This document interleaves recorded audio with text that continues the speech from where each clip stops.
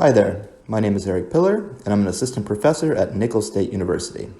And I'm going to talk for a little bit about how to write a cover letter of the kind that would accompany your resume in a job application. A cover letter follows typical business letter format. Now, when it comes to business letters, you have a few options. For simplicity's sake, I recommend that you use the block style of business letter.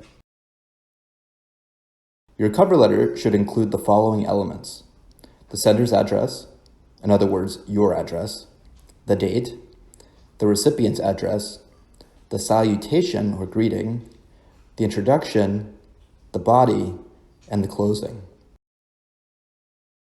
Place all these elements flush against the left margin in the order that you see here. Also, notice that you use white space rather than first line indentions to indicate the start of a new paragraph. Now I'm going to briefly discuss each element. Addresses. This may seem straightforward enough, but there are some common errors that I've encountered.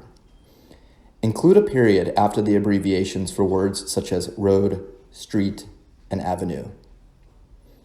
For U.S. states, use the two-letter postal abbreviation. For Louisiana, that would be LA.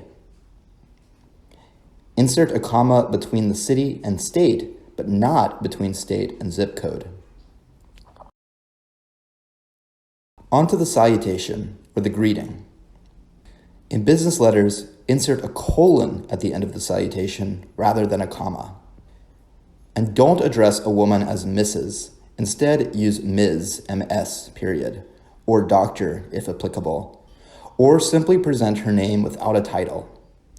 That last option is also acceptable if you are unsure of the person's gender. To whom it may concern is fine, but don't write the awkward dear to whom it may concern.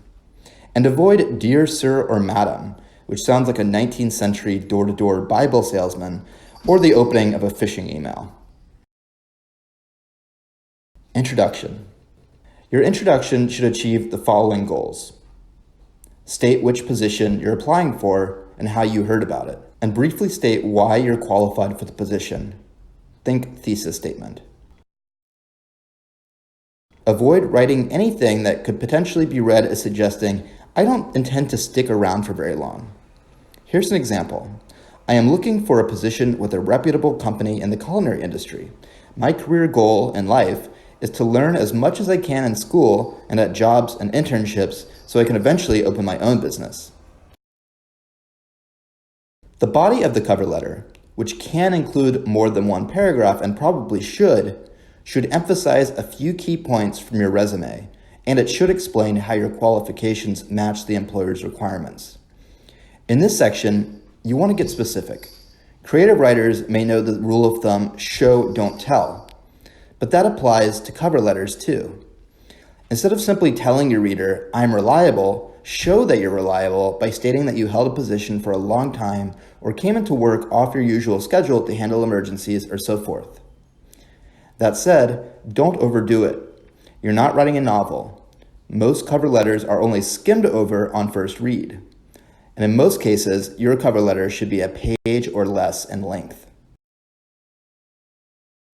Closing.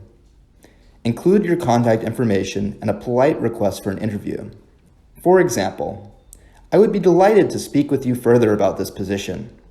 Please feel free to contact me by email at blah blah blah or by phone at blah blah blah. Thank you for your time and consideration. A final note on your signature. Definitely don't use a signature font in place of your actual handwriting. Print, sign, and scan your cover letter. Alternatively, you might find it useful, as I did, to create an image file of your signature with a transparent background. And now it's time for me to thank you for your time and consideration. I hope this helped.